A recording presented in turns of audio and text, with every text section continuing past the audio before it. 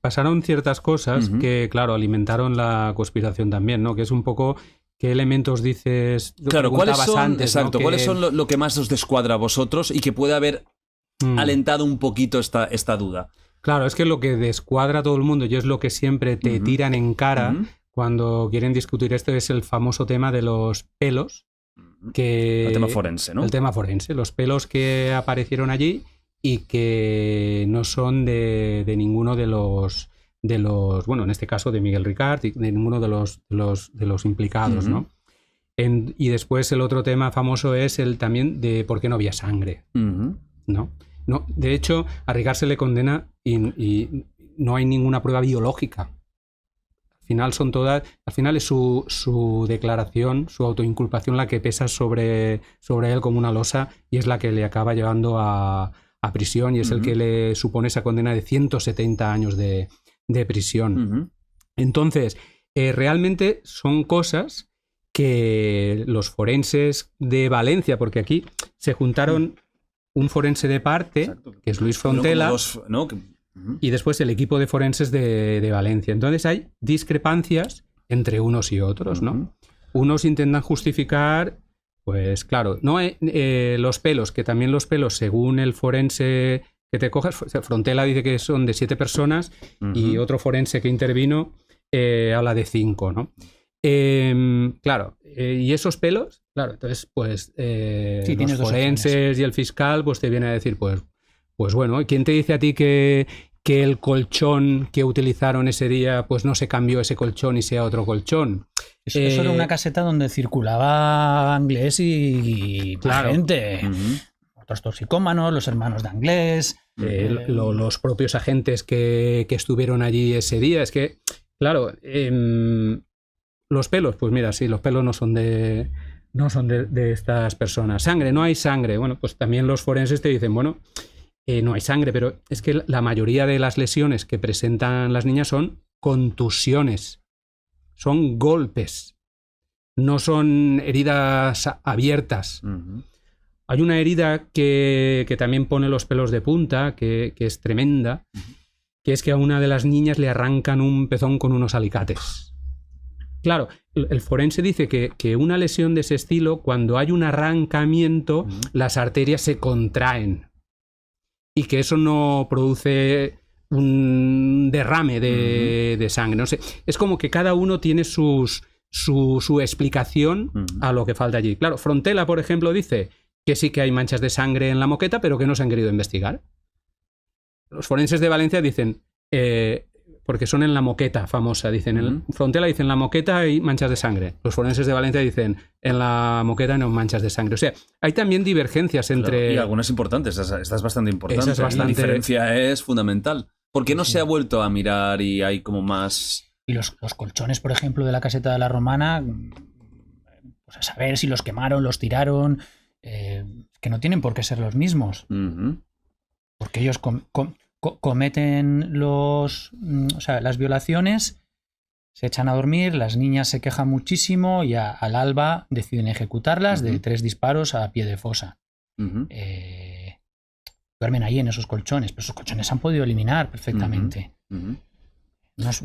¿Es lo que menos os cuadra de todo este caso? Este tema, estos que son un poco los... Bueno, son las cosas que por las que entiendes que pueda haber gente que piense que no está el caso bien cerrado. A lo mejor, ¿no? Pero bueno, no sé cómo decirlo. Yo, es lo que comentábamos al principio, sigo pensando que Ricard, pues en un momento dado, lo contó todo con pelos y señales. Después, pues eso, no hay pruebas biológicas, es cierto. Y bueno, pues ahí están las explicaciones de unos y de otros. Salvo que eso fomenta parte de lo que ha pasado después. Bueno, y puede ser un poco entendible, estas dudas son gordas. Y el hecho de que la sangre, los pelos, sí que es verdad gordas, que son... No es poca cosa, ¿no? No. El hecho de que pudieran haber 4 personas en el coche o más también es una duda que queda ahí abierta y son dudas que sí que es verdad que pueden alimentar como mínimo que el caso no es exactamente como contó, que de momento es la única que hay, ¿no? Lo que contó Ricard. De hecho, Juan Ignacio Blanco un poco cuando sale la sentencia él viene a establecer como un logro el hecho de que la sentencia reconozca que puede haber más participantes en el crimen. Y es verdad, la sentencia lo reconoce y ¿por qué no? Puede haber sido así. Pero bueno, ¿quién sería esa tercera o cuarta persona? Pues no lo sé. Los sospechosos que había, desde luego la investigación no los pudo incriminar en el caso. ¿Que se intentó?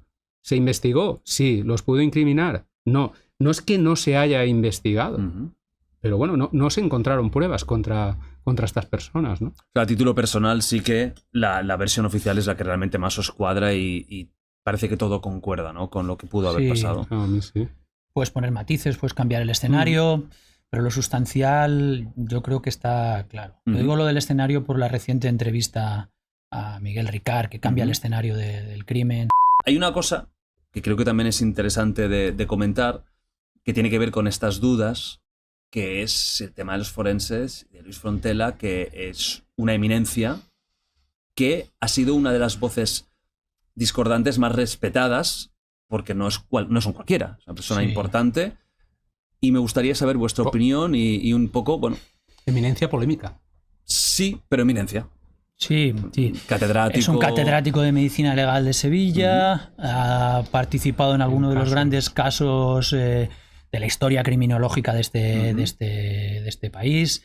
Él es el que pone sobre la mesa, como dice mi compañero Llenar, el asunto del doble enterramiento.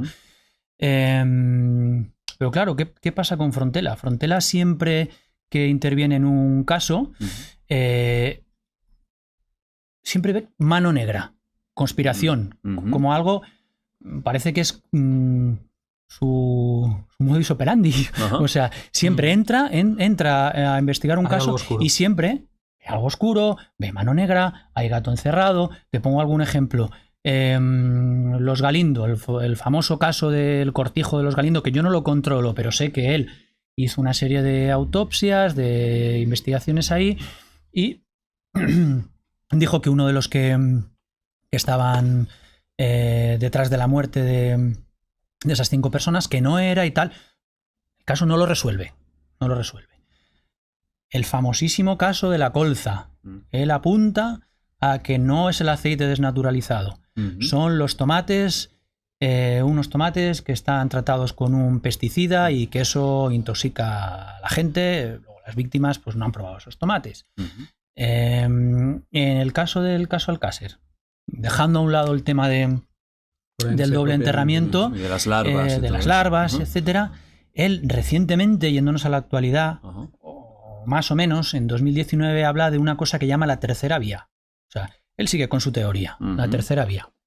Esto no quiero decir que Luis Frontela no sea una eminencia, porque es una persona que trajo técnicas de fuera, creo que del Reino Unido, es profesor, catedrático de Medicina Legal en la Universidad de Sevilla, etcétera, pero a mí su forma de enfocar las cosas no me gusta, no me parece bien, porque parece que hay como una premeditación a encontrar lo oscuro, la conspiración detrás, el gato encerrado. Hay veces que las cosas son más sencillas de lo que...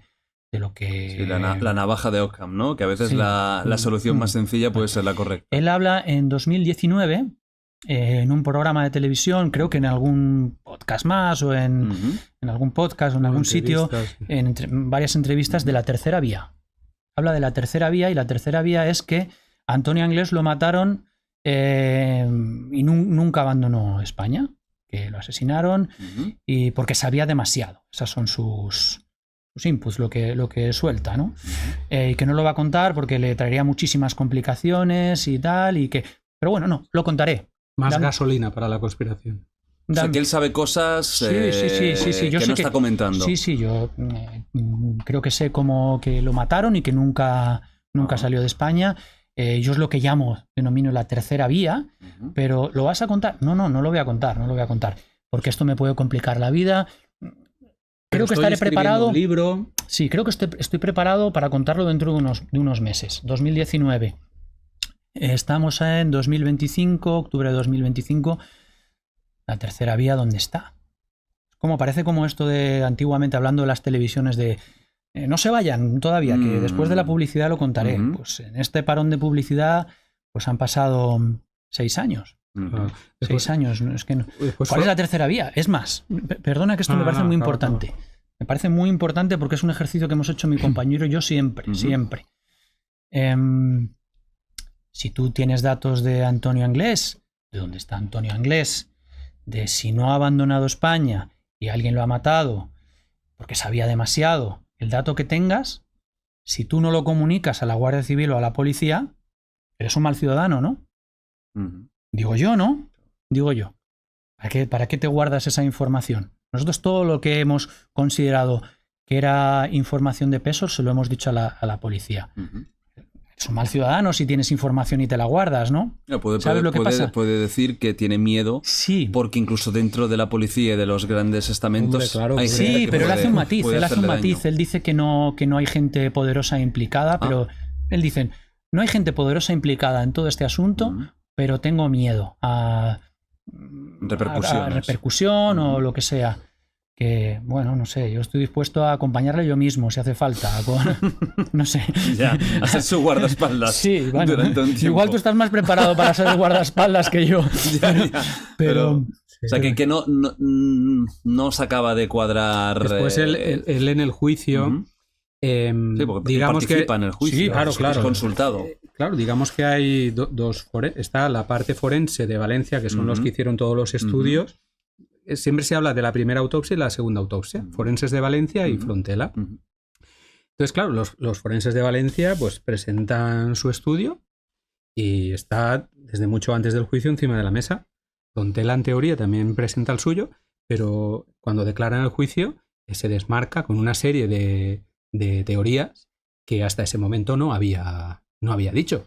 Que es también lo que le dice todo el mundo. Bueno, si tienes claras esas teorías, las podrías haber dicho antes y igual se podrían haber estudiado mejor. Pues claro, eso también lleva a pensar, de alguna manera, que puedes pensar, ¿por qué no se habrá alineado este señor con los intereses pues, de Juan Ignacio Blanco y de Fernando García, con todas sus teorías que llevan en ese momento, para avalar el doble enterramiento, para avalar en el fondo lo que alimenta esa conspiración, de que las cosas no sucedieron como todos piensan? Hay detrás gato encerrado, hay cosas que no se han querido investigar, hay cosas que nosotros sí que hemos descubierto. Y al final es conspiración, conspiración, conspiración, conspiración y perdura hasta hoy, ¿no? Por eso creo que en el fondo él, por un lado, tanto con lo que ha dicho de Antonio Anglés como en su investigación forense, al fin y al cabo lo que ha hecho es alimentar la conspiración. No sé qué favor le ha podido hacer al caso Alcácer Luis Frontela, la verdad, y con esto entiendo que, claro, también me labraré toda una serie de críticas, pero bueno, cada uno pues tiene su opinión, ¿no?